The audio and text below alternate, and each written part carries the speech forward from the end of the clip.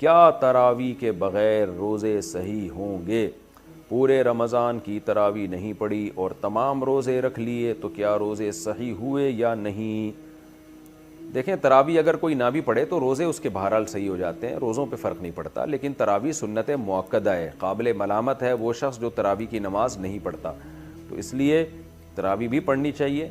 کبھی بہت تھکاوٹ ہو، نہیں پڑھی جا رہی تو ٹھیک ہے، کم کر دیں، مختصر کر دیں۔ ویسے سنت مؤکدہ 20 رکعتیں ہیں، اس پہ چاروں اماموں کا اتفاق ہے۔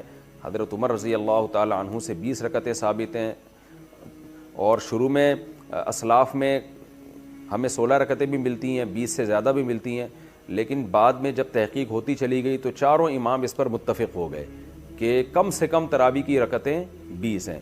امام احمد بن حنبل کا بھی یہی فتویٰ ہے جو امام بخاری کے استاذ ہیں، کہ امام ترمذی نے جو ان کا نقل کیا فتویٰ، اس کو تو یہ نقل کیا کہ 20 اور 16 میں اختیار ہے اس کو، 8 کا تو کہیں بھی نہیں ملتا، ہمیں کسی اسلاف سے نہیں ملتا کسی صحیح حدیث سے کہ 8 رکعت پڑھی ہو۔ موطا امام مالک کی جو ایک 8 رکعت والی حدیث ہے اس کو خود امام مالک نہیں مانتے، تو وہ مسترب حدیث ہونے کی وجہ سے وہ ضعیف حدیث ہے۔ تو موطا امام مالک میں بھی 20 رکعتوں کا تذکرہ ہے، اور بھی ہمیں بہت ساری روایات میں زیادہ تر میں 20 رکعتوں کا تذکرہ ہی ملتا ہے، اس لیے امت کا اس پر اجماع ہو چکا ہے کہ 20 رکعتیں۔ یہ اجماع ہونے کے بعد پھر اختلاف پیدا کیا ہے 20 سے کم، بعض لوگوں نے فتویٰ دیا کہ 20 سے کم۔ تو جب ایک دفعہ کسی مسئلے پر اجماع ہو جاتا ہے تو وہ قطعی چیز بن جاتی ہے، پھر اس میں اختلاف جائز نہیں ہوتا، کیونکہ صحیح حدیث سے یہ بات ثابت ہے کہ امت گمراہی پہ کبھی بھی جمع نہیں ہو سکتی۔